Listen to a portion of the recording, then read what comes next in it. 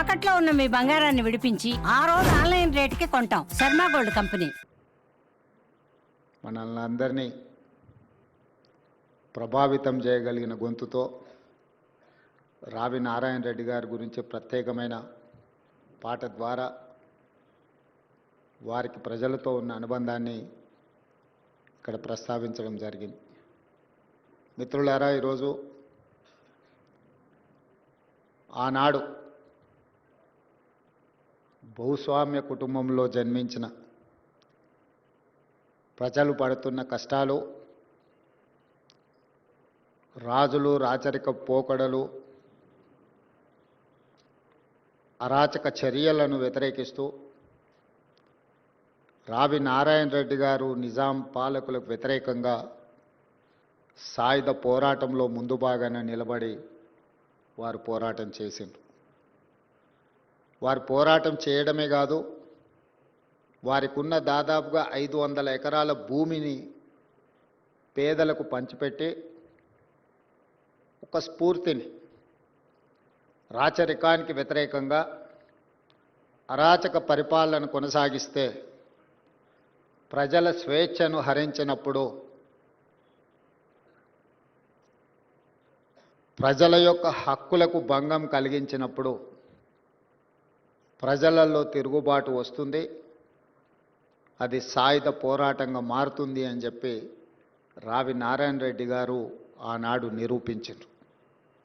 వారితో పాటు చాలామంది ఆనాటి సాయుధ రైతాంగ పోరాటంలో ఆరుట్ల కమలాదేవి గారు కావచ్చు, ఆరుట్ల రామచంద్రారెడ్డి గారు కావచ్చు, మల్లు స్వరాజ్యం గారు కావచ్చు, ధర్మభిక్షం గారు కావచ్చు, ఇలా చెప్పుకుంటూ వెళ్తే చరిత్రలో చాలామంది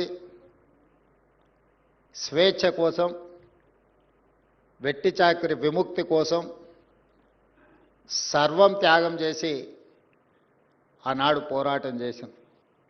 ఇంతకుముందు ప్రతాప్ రెడ్డి గారు భారతదేశానికి ఆగస్టు 15, 1947లో స్వతంత్రం వస్తే సెప్టెంబర్ 17, 1948 వరకు ఈ ప్రాంతానికి విముక్తి కలగలేదు. హైదరాబాద్ సంస్థానంలో ఆనాడు రాచరిక పాలనలో మగ్గుతున్నప్పుడు ఈ ప్రాంత ప్రజలు చదువుకున్న వాళ్ళే కాదు, చదువులేని వాళ్ళు స్వేచ్ఛ కావాలి, ఇక రాచరికం చేతిలో మేము నలిగిపోదలుచుకోలేదు,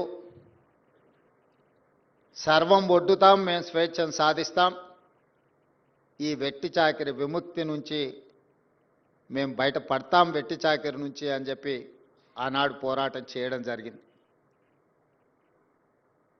నాకు తెలిసినంత వరకు బండి యాదగిరి బండి వెనక బండి కట్టి 16 బళ్ళు కట్టి ఏ బండ్లో పోతావు కొడుకో నైజాం సర్కారోడా అని ఏదైతే స్ఫూర్తిని, జానపదాన్ని జనపదంలోకి తీసుకొచ్చిండో వారు కూడా నిరక్షరాస్యులే. అలాంటి నిరక్షరాస్యులను కూడా ప్రభావితం చేయగలిగిన గొప్ప నాయకుడు రావి నారాయణ రెడ్డి అని చెప్పి నేను చెప్పదలుచుకున్నాను. ప్రజలలో చైతన్యం, ప్రజలలో పోరాట స్ఫూర్తిని నింపినవాడే గొప్ప నాయకుడు అవుతాడు. గొప్ప నాయకులను ఎప్పుడు ప్రజలు గుర్తుపెట్టుకుంటారు, గుండెల్లో గుర్తు పెట్టుకొని గుండెల నిండా వారిని అభిమానిస్తారు.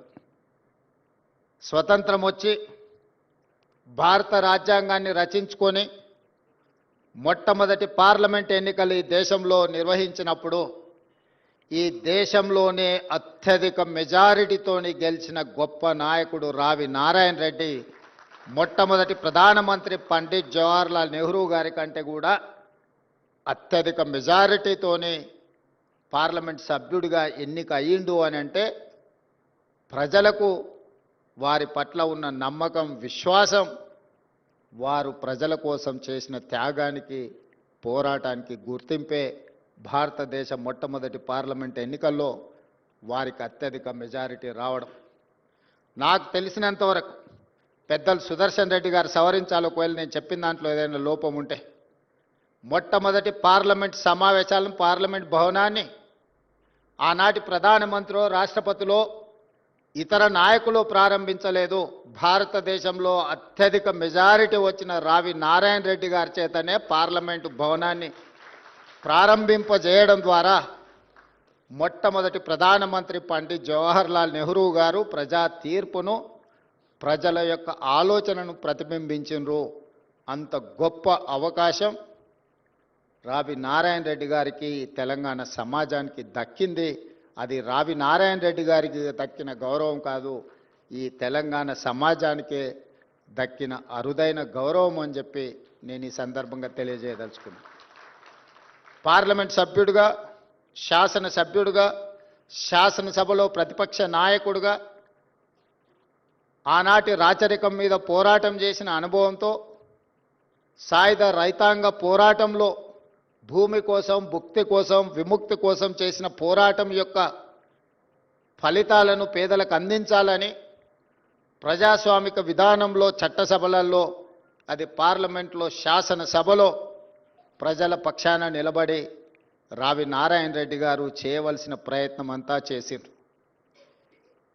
నాకున్న సమాచారం మేరకు వారికి 60 సంవత్సరాల వయసు వచ్చినప్పుడు ఇక ప్రత్యక్ష ఎన్నికలలో నేను పోటీ చేయను అని చెప్పి వారే స్వయంగా ఎన్నికలకు దూరం జరిగి పార్టీ బాధ్యతల నుంచి తప్పుకొని సామాన్య కార్యకర్తగా ప్రజలకు స్ఫూర్తినిచ్చి పార్టీని నడిపించడానికి అన్ని పదవులను త్యాగం చేసిన గొప్ప నాయకుడు రావి నారాయణ రెడ్డి గారు.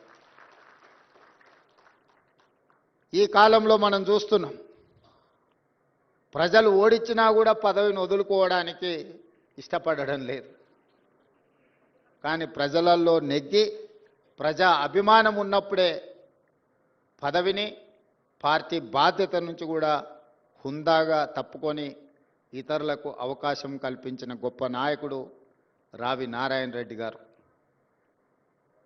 స్వేచ్ఛ కోసం, వెట్టి చాకిరి విముక్తి కోసం కొట్లాడి ప్రజాస్వామ్యాన్ని, రాజ్యాంగాన్ని బలోపేతం చెయ్యాలి, మనమే రచించుకున్న రాజ్యాంగాన్ని పేదలకు అందుబాటులోకి తీసుకురావాలని తన వంతు ప్రయత్నం చేసి మొదటి తరంలో ఒక గొప్ప స్ఫూర్తిని నింపిన రావి నారాయణ రెడ్డి గారి జాతీయ పురస్కారం మలితరంలో జస్టిస్ సుదర్శన్ రెడ్డి గారికి అందించడము అనంటే సముచితమైన స్థానము. ఈ జాతీయ అవార్డుకు రావి నారాయణ రెడ్డి గారు అందించిన సేవలకు దక్కిన గౌరవం.